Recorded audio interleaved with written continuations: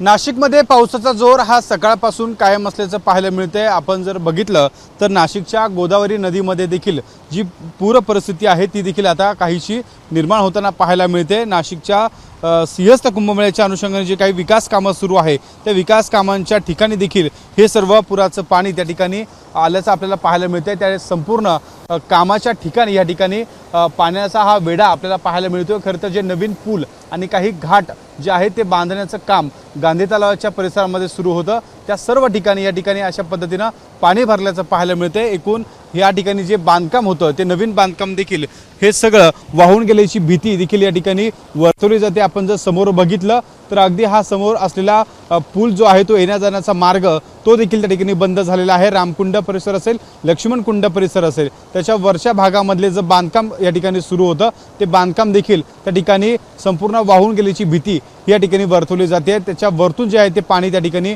गोदावरी नदीचं वाहताना पाहायला मिळतं। त्या दुसऱ्या बाजूला जे बांधकाम आहे ते देखील त्या ठिकाणी संपूर्ण वाहून गेल्याचं आपल्याला दिसून येतंय। आपण जर या समोरच्या भागामध्ये जर बघितलं तर गोदावरी नदीच्या पात्राच्या बाहेर काही प्रमाणात पाणी येण्यास सुरुवात झालेली आहे।